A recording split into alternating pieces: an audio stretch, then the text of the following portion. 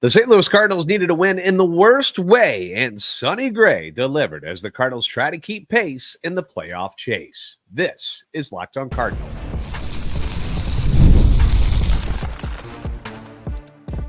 You are Locked On Cardinals, your daily St. Louis Cardinals podcast, part of the Locked On Podcast Network, your team every day. Hey there, Cardinals fans. I'm JD Haffern, and I'm a national radio sports anchor, born and raised in the Loop and a lifetime Cardinals fan, and I'm your host for Locked On Cardinals, part of the Locked On Podcast Network, covering your team every day. You can follow me on Twitter, X, at JD Sports Radio. You can follow the podcast at LO_Cardinals. I do want to thank those of you who make Locked On Cardinals your first listen every day. We're free and available wherever you get your podcasts. We're also on YouTube, so make sure you stop on by, like, subscribe, comment, hit the notification button so you know when new episodes are posted. This is a show serving Cardinal Nation and giving the best fans in baseball all of the info about the birds on the bat. Today's episode is brought to you by FanDuel. Make every moment more as the playoffs wind down. The sports stop sporting like we want them to. But this summer, FanDuel is hooking up all customers with a boost or a bonus daily. That's right. There's something for everyone every day, all summer long. Visit FanDuel.com to get started. So the Cardinals came into Tuesday's game having lost 4 of their last 5. Things were not good. The players and the coaches are frustrated. The fans are beyond frustrated, and many of them already believing that the season is done. People are not pleased, and they're like, it's over. Wake me up in the spring, blah, blah, blah, blah, blah. A lot of people think they're out of the playoff chase. Ran a poll recently on X asking if the Cardinals will make the playoffs. Simple answer is either yes or no. And to me, it seems like the negative crowd is usually the more vocal and outgoing of the groups when it comes to doing stuff like that on X. But the numbers don't lie. All right. We had 75.2% of the vote say no. They said no. They said no. They're not going to make it. They're out. They're done. They're cooked. And I can see why so many people feel that way. I do, because I really see both sides of it. There's the fan side of me that obviously wants the Cardinals to make the playoffs and no, never give up. You know, there's plenty of time left. But then there's the realistic side of things when you see how good some of the other teams in the National League are right now. It's going to be difficult. You know, the pitching has struggled. The offense can't hit with runners in scoring position. Some of them just aren't hitting at all. It doesn't matter if anybody's on base or not. And the Cardinals have a very, very, very, very, very tough schedule ahead of them the rest of the way, with series coming up against, you got the Rays now, who are not a horrible team. They traded a lot of pieces away, so they're not exactly the same team that got them to where they are right now. But you got to face them. Then you get the Royals, Dodgers, Brewers, Twins, Padres, and Yankees in the month of August. All of those teams are currently playoff teams, whether it's by leading a division or by a wild card spot. So August sucks as far as the schedule goes. So getting a win against the Rays, which is one of the few teams that you're playing that isn't really playing for anything, despite having traded away a ton of pieces at the deadline, including swapping Sean Armstrong for Dylan Carlson, they've got more wins than the Cardinals had going into this game. So this was something that needed to happen. They needed to beat the Tampa Bay Rays on Tuesday. You had to get this thing turned around. And when those types of moments pop up during a season, it's kind of nice to have your staff ace on the hill to try and give you that push in the right direction. And that's exactly what the Cardinals had on Tuesday night when Sonny Gray took the mound. Now, it didn't start off great for one Sonny Gray. Things got bad quickly. 2 hitters into the game. Cardinals are down 2-0 after a walk and a home run by Josh Lowe on a hanging curveball. And, we all probably did the same thing. You probably let out a sigh. You probably were like, here we go again, right? That's what you were thinking. I was too. I'm not ashamed to admit it. I'm like, oh, boy, this is not what you needed. And Sonny had to throw 30 pitches in that first inning to get out of there with giving up just 2 runs. So, not ideal. Not ideal. And with the offense struggling, it probably felt more like 5-0 to everybody that was at Busch Stadium and probably to the players too. They're like, oh boy, we're in this hole already. So bottom of the first inning, the Cardinals, they actually get the bases loaded. They actually work a few counts, and you get Mason when he gets the double, and then you get walks to Wilson Contreras and Paul Goldschmidt, which brings up Nolan Arenado. 5-pitch walk to Willie, 6-pitch walk to Goldy. Most of them weren't even close to being strikes. Not even close. Not really around the strike zone all that much. So, probably a good idea to make the pitcher prove that he can throw a strike before you swing at something. Right? Right? Am I crazy? Or should that be the mental thought process going into that at bat? That is not what Nolan Arenado does. Arenado swings at the very first pitch, which happens to be a slider down and out of the zone. So it was within where the plate was, but it was low, well below the strike zone. And I'll be nice. I'll give him credit. He hit the ball hard, 103.6 miles per hour off the bat, but it's double play ball to the third baseman. Innings over. Once again, I do not understand what Nato is thinking there. Is a slider what you were looking for? Is that what you were going, ooh, I hope he throws me a slider? Who says that? And I know Nato's been, in his career, a very, very, very good low ball hitter. But I can't sit here and tell you that was the smart thing to do just because the ball was low, especially when the guy just walked 2 dudes ahead of you and is having trouble finding the zone. Again, like in the Cubs series when Assad was having trouble throwing strikes, 2-0 on Arenado, and he bails him out by swinging at something not even close to the strike zone. This was another case where you've got a pitcher who's fighting it. He's on the ropes. Why are you helping him? Why are we swinging at that? Now, if this had been like a fastball and it had been lower portion of the zone and Nato took a swing at it, I wouldn't feel quite as bad.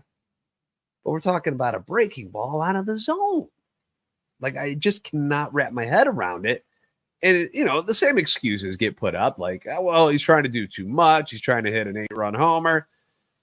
But he's got to be better than that. He's supposed to be smarter than that. And he's just not. He keeps taking terrible at-bats in situations where the Cardinals need him to come through. Now, later on in the game, he came up and he was very patient. Had learned, I think, from what happened in that first at-bat. Was very patient, worked the count, finally got him to come over the plate with an off-speed pitch and caught a lot of the zone, and he ripped it into center field. It was beautiful. I just need Nato to be a little more patient, a little more selective. I'm not trying to just pick on him, but these are the at-bats that stand out to me when I watch these games, and it just recently it's been him. When there's runners in scoring position, where something just like, I'm like, huh? Why are we doing this? It baffles me. It baffles me sometimes. Anyway, luckily for the Cardinals, they still had 8 innings to go. It's 2-0 at this point. We're going into the second inning. We're going to talk about the rookies who stepped up and the very interesting ending to this game because you'll see what I'm talking about. We'll get into it next on Locked On Cardinals. Order supplies from the website that is made for the skilled trades. Find thousands of parts from hundreds of brands in just a couple of clicks at SupplyHouse.com. SupplyHouse.com gives you 24/7 access to a huge selection of plumbing, HVAC, and electrical supplies, and they get it to you with fast delivery anywhere in the United States. Now, if you need help with an order, these are your guys.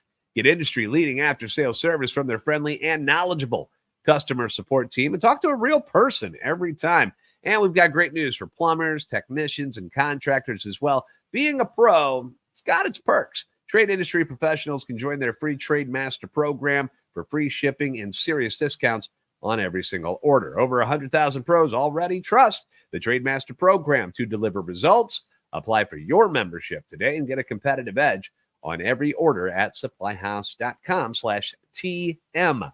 Save money and time when you order online. Order plumbing, HVAC, and electrical supplies from SupplyHouse.com. Real people, real service.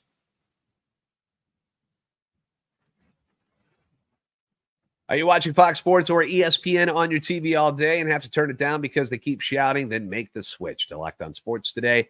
It's better for you. It's a free 24/7 sports streaming channel, and it is programmed for you every single day to bring you the biggest stories, but you don't have to worry about the screaming. That's the good part. Brings you can't miss analysis, opinions, news, streaming 24/7 on YouTube or the free Amazon Fire TV channels app. It's part of the Locked On Podcast Network, your team every day. A reminder, you can catch every pitch of the Cardinals hometown broadcast with SiriusXM. Just download the SXM app and search the word Cardinals.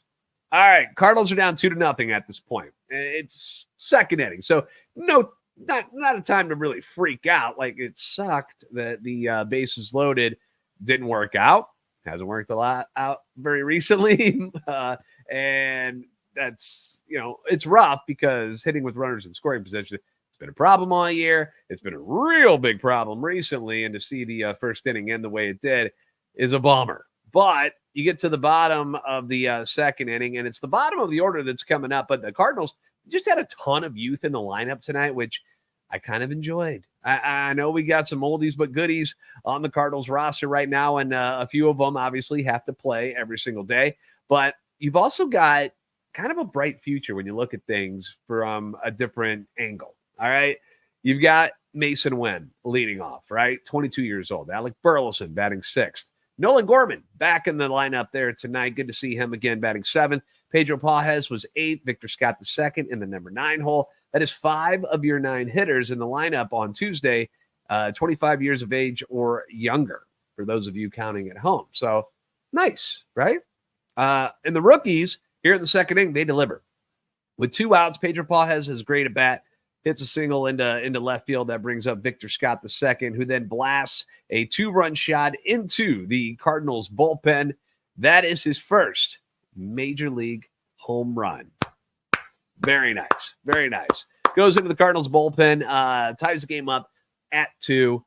And, we had heard about the changes that Victor Scott II has made with his approach at the plate. He's doing the leg kick thing and really kind of what he calls being more athletic with his batting stance and stuff. And it is working out, man, because over the last few games, counting at Memphis and then here in St. Louis, he just looks like a completely different person. He's not swinging with all arms. He looks smooth. And he looked confident, looks really confident. So that's working out great, obviously. So Mason Wynn circles the bases, hits the dinger, and, everybody's very much excited. They're trying to get the curtain call because it's his first one ever. And while that is happening, your next hitter is another rookie, Mason Wynn. So you got 3 rookies in a row batting in this inning. He gets plunked on the very first pitch, and now brings in the Cardinals' hottest hitter in Tommy Pham, who is definitely not a rookie, and the crowd is still buzzing over the Victor Scott home run. All right, everybody's still excited about that. You get the hit by pitch, and then the very next pitch is Tommy Pham hitting the home run into the Rays bullpen in left field to make it a 4-2 ball game.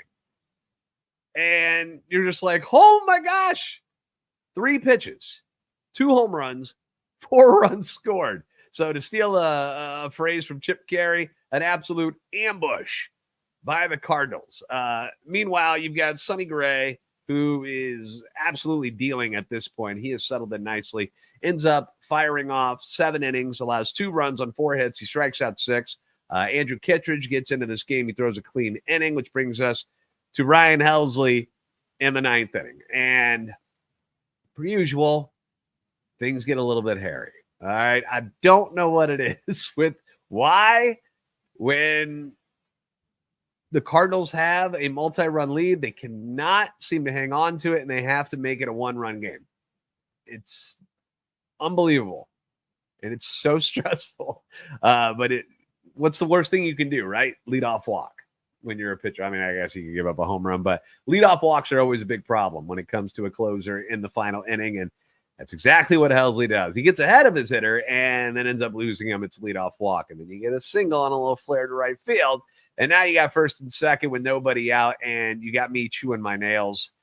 Didn't need the stress on my birthday. But he gets the next 2 hitters, gets a pop out, gets a strikeout. Then breaking ball gets hit for a 2-out single to left field, moves the tying run into scoring position. Now we're all freaking out. Helsley's now gone 3-2 on the next hitter, which is Taylor Walls. And this is where the ending is just kind of goofy. Gets him to ground the ball up the middle. It deflects off Ryan Helsley's right butt cheek. It goes over to Mason Wynn, who was trying to cut across the middle already because he thought that's where the ground ball was going to go. So it hits Helsley's right butt cheek. I feel like I'm doing the Zipruder film from JFK. It changes directions. It's the magic bullet. It changes directions off the butt cheek, goes to Mason Wynn, slows down in velocity, obviously, after it hits Helsley's ass. And Wynn has to pick it up and just rips a cannon over to first base to Goldschmidt, gets the runner by a step. Cardinals win the game 4-3. Just silliness. Like, why does it always have to be so difficult at the end? I don't know. But at this point, are we going to complain or can we just say, yay, win? We got to win. So that's great. And it feels even nicer because it was on my birthday today. So that makes it all that much better for me. Gray gets his 11th win of the season. Helsley with his league-leading 35th save. Tommy Pham goes 2 for 4 with what ends up being the game-winning home run when he hit that one that put him up by 2, but that ends up being the game-winning RBI with him scoring on his own home run. He's now batting .379 with an OPS of 1.159 since getting traded back to St. Louis. So for comparison, because stats can get dorky and nerdy from time to time, and I get that, but OPS of 1.159 for Tommy Pham since being traded. League leader in OPS this year is the Yankees' Aaron Judge. We know how much damage that dude does. He's at 1.157. So you're getting Aaron Judge-like production since Tommy Pham has come over. So since putting on the Cardinal uniform, he is 11 for 29, 2 home runs now, 3 doubles, a triple, 9 ribbies, 5 runs scored. He's played pretty good in the outfield, too. There's been somebody that obviously they like in the clubhouse, so not too shabby with the Tommy Pham acquisition. As far as the standings go, the Cardinals remain 6 back of Milwaukee, who just beat the snot out of the Braves right now tonight, 10-0. The Braves, they're reeling, man. They've now slid to the 3rd wild card spot. The Padres and D-backs stay hot with wins, so the wild card spots are situated this way. You got the Padres, then the Diamondbacks, then the Braves, then it's the Mets, who are a game and a half out, who just beat the Cardinals 6-0 on Monday. Then you've got the Cardinals, who were 3 games back, then followed by Pirates and the Giants, who both lost on Tuesday. But it's not all sunshine and rainbows at the end of this game, because there are some things we got to point out, because there are still some struggles going on here. The team was 0 for 6 with runners in scoring position on Tuesday. So by my calculations, and I'm not a great mathematician, but that makes them now 3 for 38 with runners in scoring position since the beginning of the Cubs series. 3 for 38. That is a 79 batting average. 79. They are now hitting .231 with runners in scoring position, which is 27th in the league, ahead of the Cubs, the Rays, and the White Sox. Their OPS with runners in scoring position is .641, second to last, ahead of only the White Sox, who, congratulations, it's done. The White Sox broke their 21-game losing streak on Tuesday. They beat the Oakland A's, who, I don't know if you guys heard this, but the A's were trolling them, at least the people that are running the music. I can't say that the team itself asked for them to do this, but the A's were playing a Taylor Swift song called 22 before the game started, kind of predicting that they were going to lose their 22nd in a row. Oh, how karma will get you, won't it? And how are the A's trolling anyone, by the way? They're about to be homeless. They're going to be playing in their home games at a AAA stadium in West Sacramento for the next 3 years. It's not like this is some, you'd be here for 3 years. They're going to be doing that. So kind of funny that the White Sox snapped their streak against the A's after getting trolled a little bit in pregame. So back to the Cardinals.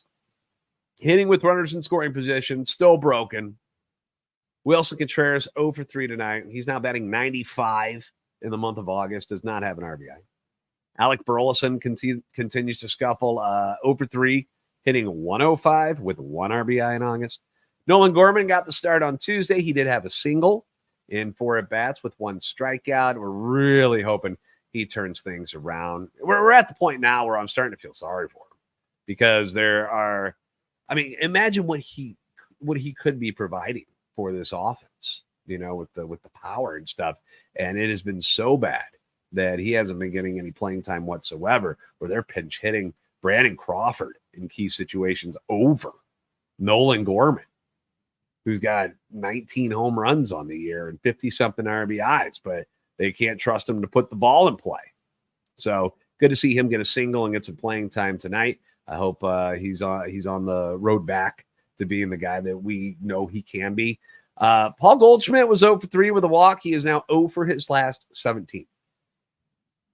Again, not great with calculations, but that's a 0 batting average in his last 5 games, and he's hitting 136 in August with 7 strikeouts. Now, Goldy has had a really, really, really rough year. We know this, right? We're all aware of it.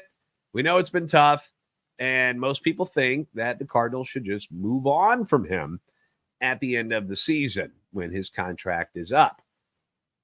But recent news says that that's not exactly a given right now. I'll discuss that next on Locked On Cardinals. I love sports. I love them so much that I never want them to stop. And when the sports aren't sportsing like I want them to, it can be a bit of a downer. But FanDuel lets me keep the sports going whenever I want. All I got to do is open up the app, dream up some bets anytime I'm in the mood to get into some sports. NFL preseason getting underway. Obviously, we're all getting excited for that. College football not too far off. Obviously, the Olympics still going on. It's getting close to the end, though, but they're still happening. And, of course, you've got baseball, the pennant chases, the wild card races, all of that's going on right now.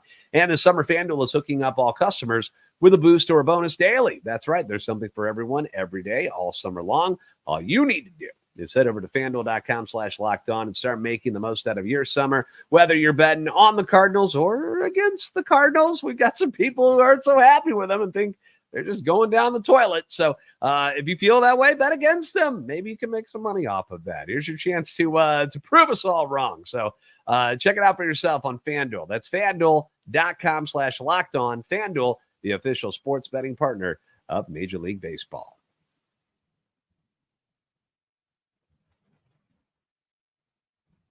Thank you for making Locked On Cardinals your first listen today. For your second listen, enjoy the Locked On MLB podcast. Host Paul Sullivan, a.k.a. Sully. He does not like being called Paul Sullivan, by the way.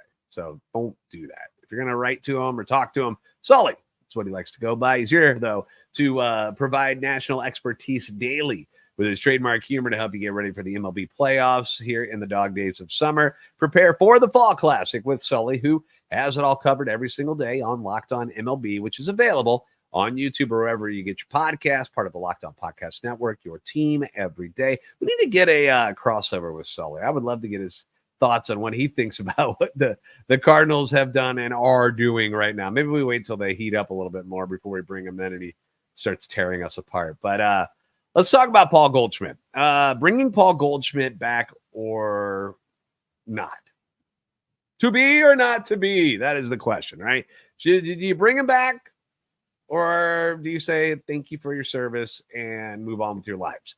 This is a question that most Cardinal fans have probably pondered over by now. I want to look at both sides of this real quick because there are reasons why you would want to cut the cord and let it go. And there's also reasons why bringing Paul Goldschmidt could make sense still if you bring him back. Let's start with the good. 2 years ago, he's your league MVP, right? Goes bonkers, threatens to win a triple crown in 2022. Has the unfortunate struggles in the playoffs against the Phillies, but all the Cardinals did. Nobody hit them except for Juan Yepes. So that was a sour end to what was a pretty fun year in 2022. You had, Goldy doing his thing. You had Albert Pujols going for 700. Arenado was crushing the ball as well. It was a lot of fun for the most part. It just ended badly. So you got that, which is not that long ago, 2022. It's not like this is 6-7 years ago that we're talking about. As a person, there is probably none better than Paul Goldschmidt, right? A model player and citizen in our city. Everyone loves this guy. He's a hard worker, puts in the time and the effort to be the best he can be. Like, you're always seeing him doing the extra work in the cages and out in the field. He doesn't complain. Just goes in, does his job day in, day out. A perfect guy on your baseball club. But since that big season, things have things have dipped dramatically, which it happens to most athletes at some point or another, unless you have PEDs helping you out. But most people, they hit a spot and then the end is near. It's just a little bit shocking that after being so good just 2 years ago, how far things have fallen. So his numbers that year in 2022, when he was the NL MVP, hits 317, 35 home runs, 115 ribbies. His OBP is 404, the slugging 578, OPS 982, and 141 strikeouts. Okay? Incredible stuff. Now, we knew there was going to be regression in 2023. Nobody expected Paul Goldschmidt to do that again. You knew they were going to come down a little bit. I think they fell a little bit farther than a lot of people thought they would, because 2023 was a disaster for the Cardinals. He hits 266, 25 home runs, 80 ribbies, OBP down to 363, the slugging down to 447, the OPS down to 18, the strikeouts go up to 161, which is the third highest amount he has ever struck out in a season in his career. Now we're here in 2024, and this is where the cliff happens. Batting average down to 228, 17 home runs, 43 RBIs, on base percentage 288. He's not walking at all. Slugging 384, OPS down to 672, and he's already at 135 strikeouts. He's about to, if he plays the rest of the year and he stays the way he is going to shatter his most strikeouts ever in a career in one season. Like, shatter that. So it feels like, when you think about things, and you're like, oh man, you hate seeing him struggle, but it feels like the Cardinals are coming to the end of a contract at the right time. Perfect time would have been last year, right? Before you got to this one. But this is when you're like, all right, well, you know, we did the best we could, and this is the guy you are now, and we're going to move on. But what if I told you that they might want to bring him back? And if they do bring him back, there's a chance he would have to come back at $17.6 million. Did you just spit out your drink? If you were drinking something, or your food, you might have.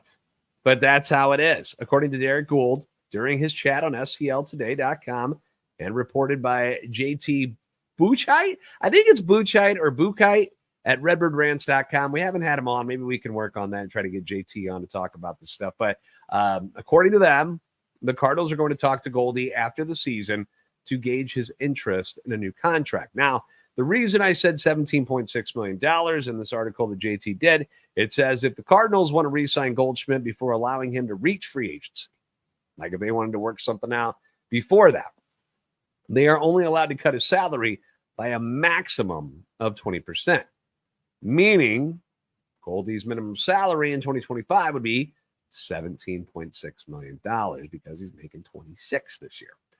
Of course, if the Cardinals wait until the free agency period and allow Goldschmidt to discuss contracts with other teams, the Cardinals and Goldy could negotiate a brand new contract altogether.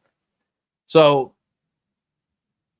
if he wants to stay in St. Louis, they can talk about things and get it done before he ever reaches free agency. They could also make it easier on the Cardinals financially to wait until it's over and then come up with something new. JT brings up that maybe they could talk him into coming back in a similar role to what Albert Pujols did in his final year with the team, where he's kind of the platoon DH first baseman against left-handed pitchers, and then Alec Burleson would take over the majority of the playing time at first base. We've already discussed Burley being the first baseman in waiting for this team, although Lucan Baker hit his 30th home run at AAA tonight, game-winning walk-off home run, 30 bombs down in Memphis, and you just don't hear anything about him, about the Cardinals going, you know what, we're excited to see if Lucan Baker can be that next guy. Maybe last year in the short amount of time that he was up, they saw all they needed to see and don't think he can make it. Maybe they don't think he's got the bat speed for Major League Baseball, but kind of wild. You're like, oh, man, if only we had more production from the right side of the plate, and you got a dude in his, I guess, late 20s now. What is he, 27? And you got him who had a triple crown type of year just like a year ago. And then this year has hit 30 more home runs, and it's not even a discussion about maybe he could be somebody who could help this team. Anyway, I digress. But Goldy is a bench bat in 2025. The idea of having that kind of a guy who's been that kind of a player on the bench for you makes a lot of sense, right? You need a righty bat off the bench. But how much money are we talking about here? Like, if you're not hiring a bench bat for $17.6 million, it's not going to happen, because the Cardinals have their own salary cap that they kind of like to adhere to. They're never going to just blow money like that. Although, I mean, you had some bad contracts, but you know what I mean? They're not paying somebody who's not going to play all the time $17.6 million to ride the bench on purpose. Your old guy bench bats that are on this team right now, Brandon Crawford, Matt Carpenter, are getting a combined $2.74 million, with $2 million of that going to Crawford, which, when I say it out loud, makes me want to vomit in my mouth, that Brandon Crawford is getting $2 million for what he's doing this year. He must really be good in the clubhouse. Anyway, Goldy makes $26 million this year. We already discussed that. How far down would he be willing to go to come back to the Cardinals, help them out financially, but stay with the Cardinals, to retire with the team and still be a productive part of this roster? Now, Pujols, if we go back a couple of years, Albert Pujols, when he did that role, made $2.6 million. Would Goldy drop that low? Would you go from 26 to 2.6 if you were Paul Goldschmidt? Kind of find that hard to believe that he would actually buy in on that. And I think somebody else would give him a decent chunk of change for a 2-year deal. I feel like somebody would. I just do. The team already's got, 25 going to Sonny next year, 21 to Nato, 18 to Contreras, 17.6 to Michaelis, 12.5 to Matz, Barf, 7.5 for Fetty. You've got options on Gibson at $12 million, Lynn at 11, Keenan Middleton, $6 million if they choose to exercise all those. It's just something to think about. It's something to think about. Would you take him back if he was like, cool, I'll take a lesser role and isn't in there everyday batting cleanup like he has been for the most part this year? Something to think about. For Wednesday, you got Eric Fetty set to make his Cardinal home debut against right-hander Taj Bradley for the Braves, who very good this year, by the way. 6-5 on the year, 2.71 ERA, which if he had enough innings would be top 3 in Major League Baseball in ERA. Since getting crushed by the Baltimore Orioles back on June 1st, he's 5-2 with a 1.35 ERA in 10 starts. His most recent start, he actually got roughed up a little bit by the Marlins out of all teams. They scored 4 runs in 5 innings against him, including 2 home runs. So once again, the rest of this month of August is not going to be easy. Wednesday is not going to be easy. Tough pitcher on the mound, but he is right-handed. He's not left-handed. And the Cardinals have much better numbers against the right-handers than they do the lefties. So maybe that'll work in their favor. Thank you for making Locked On Cardinals your first listen every day. If you haven't already, please give us a follow on Twitter, X at LO_Cardinals, and at JD Sports Radio. Like, subscribe on YouTube, and help our channel and our love for the St. Louis Cardinals grow. You guys are the best fans in baseball for a reason. I'll see you next time on Locked On Cardinals.